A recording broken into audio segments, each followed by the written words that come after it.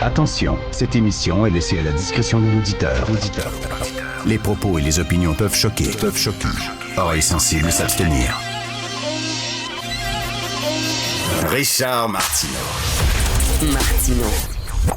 Un animateur pas comme les autres. Richard Martineau. Bonjour, écoutez, la Cube Radio, on aime tellement ça, la fête du travail, qu'on a décidé de travailler pour souligner cette très belle journée et célébrer le travail. Vendredi dernier, il y a des manifestants pro-palestiniens, plutôt, non, nommez-les, il faut les nommer par leur vrai nom, des manifestants anti-israéliens, surtout, là, qui ont décidé d'arracher le gazon sur un terrain de l'Université McGill. En quoi cela va-t-il améliorer la situation des gens à Gaza? Là, on peut voir, pour ceux qui nous écoutent à la télé, on peut voir ces maudits sauvages en action. Alors, est-ce que Benjamin Netanyahou, soudainement, va cesser de bombarder la population civile de Gaza parce qu'il y a une gang d'excités, d'énervés, d'agités du bocal qui ont décidé de se mettre à quatre pattes et d'arracher carré par carré la tourbe sur un terrain de l'Université McGill? En quoi ça va changer quoi que ce soit?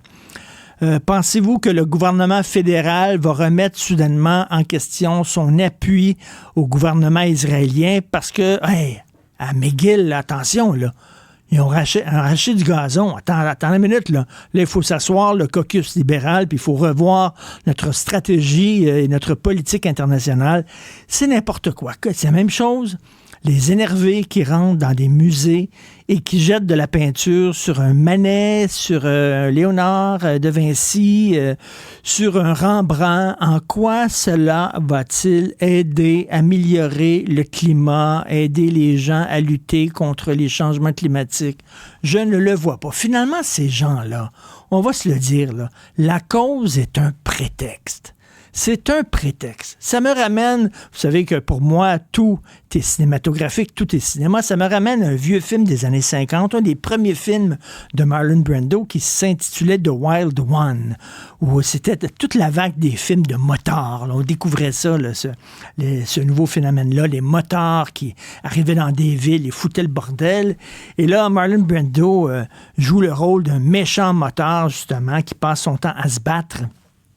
Et là, il y a une fille qui lui demande, lors d'une soirée de danse, elle lui demande, tu te rebelles contre quoi? Puis il dit, what do you got? En voulant dire, propose-moi n'importe quelle cause, là.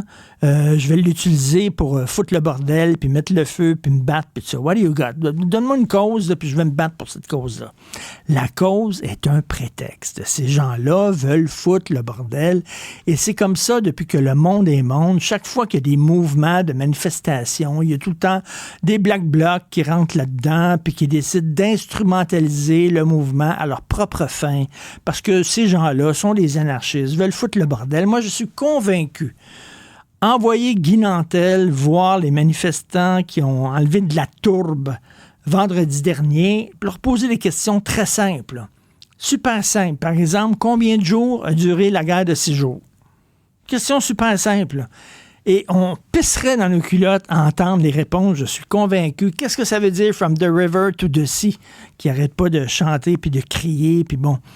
Qu'est-ce que ça veut dire? De quel fleuve vous parlez?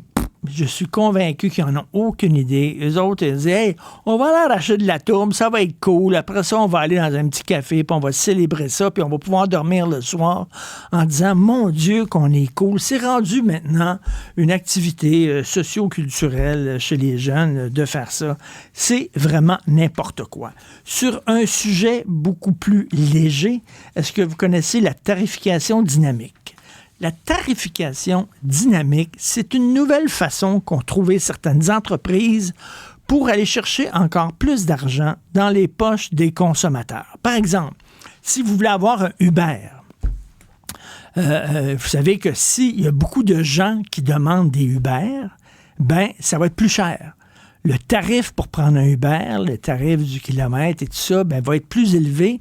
Plus il y a de gens qui demandent du Uber, plus ça va être cher. Eh bien, en Angleterre, le gouvernement anglais britannique a décidé de lutter contre ces méthodes-là parce que Oasis, les deux frères avaient besoin d'argent, leur carrière solo ne pogne pas tellement, etc. Ils ont décidé de revenir ensemble, d'enterrer la hache de guerre, puis bon, évidemment, ils annoncent un prochain show, et là, c'est la vente des billets, et là, évidemment, c'est la cohue, les gens veulent aller voir Oasis, et là, plus il y a de gens qui veulent acheter de billets, plus le prix des billets était élevé. Et là, tu peux voir ça en temps direct, là. Le prix des billets, ça monte, ça augmente, 500 $, 600 $, 700 $, 800 $ pour le prix du billet. Ça s'appelle la tarification dynamique. Est-ce qu'on ferait ça avec le pain? Par exemple, je sais pas, là, mettons, vous allez au Super C à côté, là, puis là, ils peuvent savoir combien de pain ils se vendent en 1 heure, puis parce que les gens, soudainement, achètent beaucoup de pain, le prix du pain est plus cher. Complètement ridicule. On accepterait ça pour aucun autre produit. Eh bien, pour Uber et pour les prix des billets, ça existe. Et là, le gouvernement britannique a dit, on va mettre un holà à ça.